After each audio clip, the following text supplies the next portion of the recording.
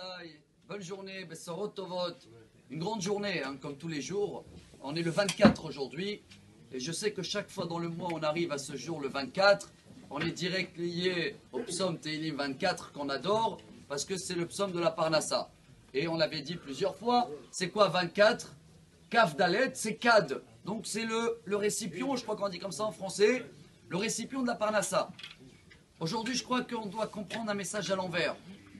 Quand on dit le récipient de la Parnassa, chacun de nous y pense à ce qu'il peut recevoir d'Hachem.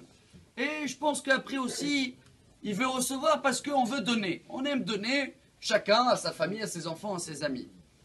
Mais venez, on inverse la vision des choses. Et c'est peut-être ça le travail, un des travails de Pessah. Akadosh Baruch Hu nous demande de nettoyer à l'intérieur de ce récipient-là de Kad. Allô, c'est bon, attends pas à recevoir. Regarde déjà ce que tu as reçu, ce qu'il y a à l'intérieur. Et aussi, tu sais quoi? Oublie de penser ce que toi, tu peux donner à les gens. Ça va te mettre un peu de l'orgueil, du vent, ça va devenir Hametz. Regarde un peu ce que les gens, ils donnent à toi. Ça parle d'abord dans le couple.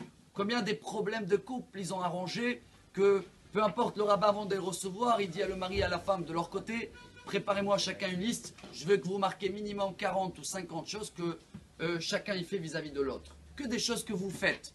Et comme ça, on apprend à voir ce que déjà on a reçu et ce que les autres ils ont donné.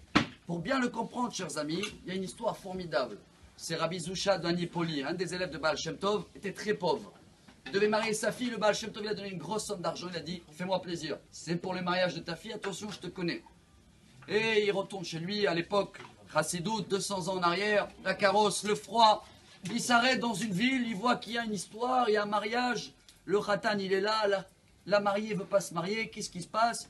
Bref, il a promis une somme d'argent, 100 000 shekels au khatan, et la somme a été perdue, et la famille de la Kala, ils accusent le khatan comme quoi c'était du tmani, qu'il a volé de l'argent, et lui il a combien? 100 000 qu'il a reçu pour le mariage de sa fille, et là il arrête, il dit à tout le monde, j'ai trouvé l'argent.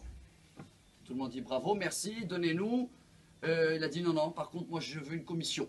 On dit comment une commission? Dans la Torah, quelqu'un qui trouve une somme, il doit la donner tout de suite. Il a dit ah, non, non, sans commission, je ne veux pas. Ils l'ont emmené devant le tribunal et tout. À la fin, ils ont dit vous n'avez pas honte, monsieur, on n'a pas le droit de prendre une commission sur de l'argent que, entre guillemets, vous avez trouvé. Ils l'ont viré de la ville avec une honte et tout, ils l'ont maudit. Quand il est venu chez le Baal Shem Tov, il a dit vous savez, j'ai eu un coup d'orgueil, comme quoi, waouh, je suis en train de faire quelque chose de grand, je donne une somme d'argent qui était pour moi, pour ma fille. Du coup, j'ai dit je vais le casser ce Yetzirah, je vais le dégonfler, excusez-moi sur le mot, je vais sortir le vent et je vais le prouver à ce Yetzirah. Non, voilà, j'ai reçu ils m'ont maudit et ils m'ont mal calculé. Pour dire au Yetzirah, j'apprends à voir toujours, chers amis, ce que j'ai déjà reçu et ce que les autres ils m'ont donné à moi. Si on le fait jusqu'à Pessah, c'est qu'on a bien nettoyé le Hametz de l'intérieur. Et donc ce Tehillim 24 se termine avec ce qu'il dit le roi David. Ouvrez les portes, faites rentrer Hachem dans une maison clean. Rappelez-vous, je termine avec ce midrash, même si c'est un peu plus long. Vaikra Rabba, avant d'on va acheter une mezouza, rappelez-vous qu'il y en a qui n'ont pas des maisons.